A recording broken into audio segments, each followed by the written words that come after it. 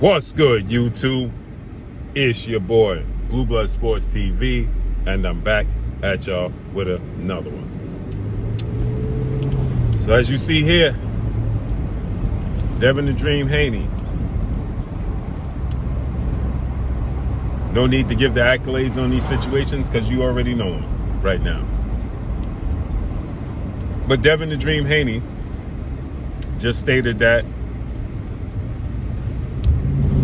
he was conceding to Shakur Stevenson's demands to come to 140, and it simply still is not enough that Shakur Stevenson turned down the fight. It's not making the fight. So he's willing to concede to go to 140, as Shakur said fair. And as you see, Devin said 144 wasn't enough. Still don't want to fight. Damn.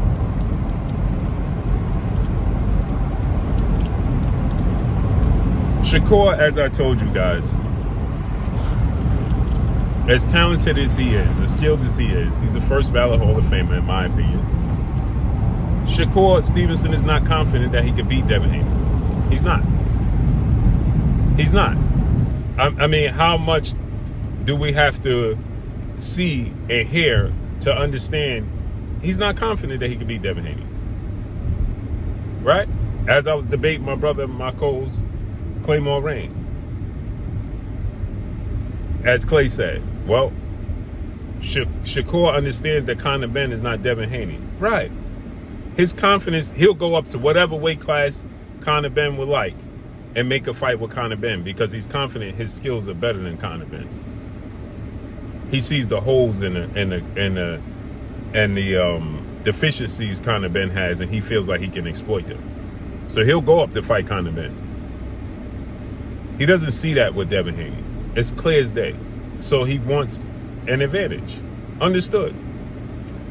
And now he's still not willing to make the fight happen because he don't want to fight Devin Haney until he is fully confident that he can beat Devin Haney. He's not. It has nothing to do with weight. This is the point I was trying to make.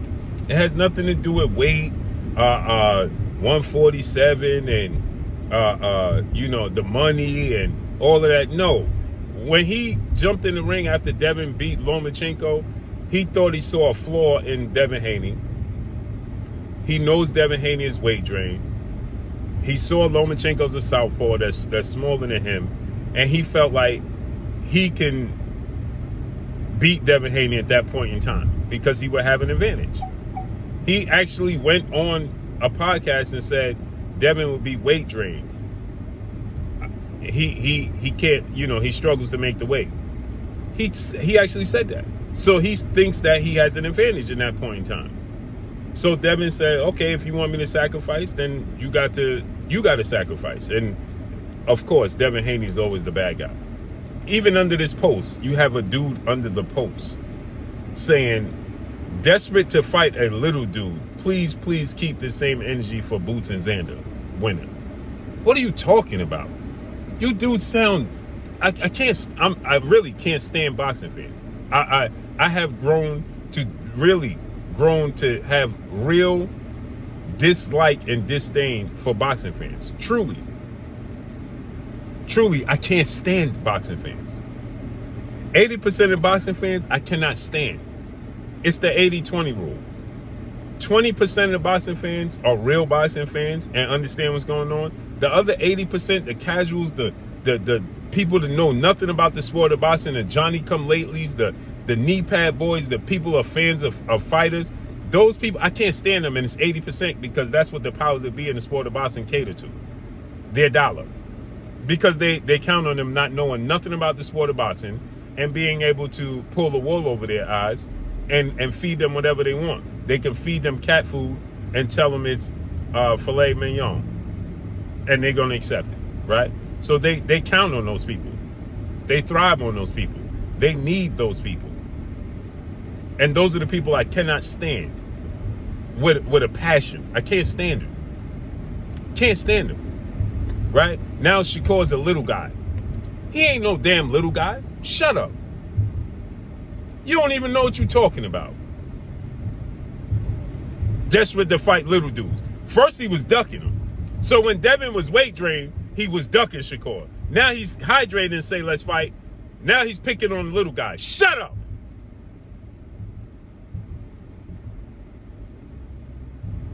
That means they both was fighting in the same weight class. So they ain't that far apart in size, if any, at all.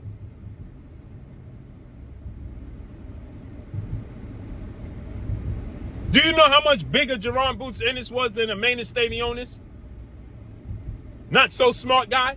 And they was in the same weight class? Stanionis is about 5'7" at best. Right?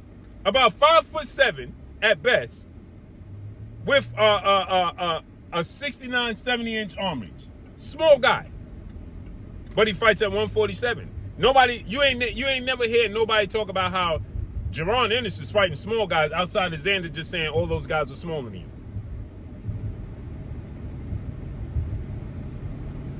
So what are you talking about? So therefore, like I said, Shakur simply is just not confident that he could beat Devin Haney.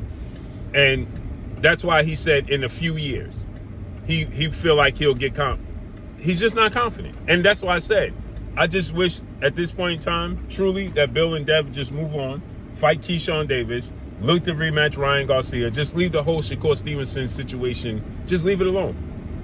It's becoming the same old situation that took place with Tank and Devin Haney. Same thing.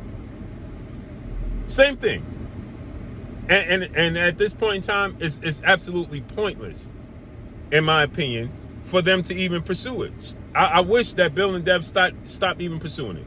Yep, we know how big it is. Yep, we know it'll make a lot of money. All of those things. Shakur don't want to fight. He don't want to fight. He never did. He thought he saw a weakness after the Lomachenko fight. But after that Brian Norman fight, he realized, nah. Period. He's picking and choosing who he feel like he have a advantage over, that have a marquee name. Period. He went up 5 pounds to fight Teofimo Lopez, didn't talk about no rehydration clause, no catch weights, none of that. He actually told Teo on so many occasions, I'm bigger than you. So if you bigger than him, why are you trying to pick on him? Now you're just being a bully, aren't you? I'm bigger than you. I'm not going to be smaller than you. That's what he kept saying. So you felt like you had an advantage. That's why you wanted to fight him.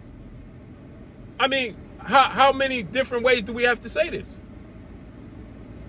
It's crazy work, man. Again, I said this again, I'm going to say it again. I'd rather just see Devin fight Keyshawn.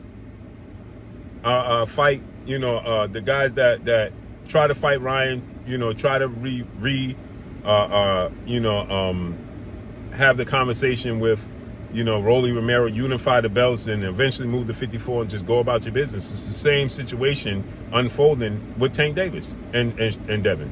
Same thing. Soon as Devin beat Regis Prograis at 140 or see how big he is, bro, I'm done. Now he agrees to fight at 144. You still don't want to fight?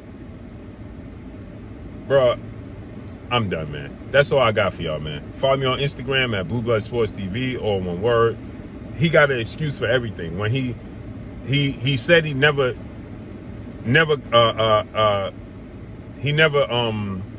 lost the sparring session or however, right, with O'Shaquie Foster, only to come out and say, well, I did because I was sleeping with my girl. I was staying up to 7 in the morning. Oh, man. Bro, I'm done. That's all I got for y'all. Peace.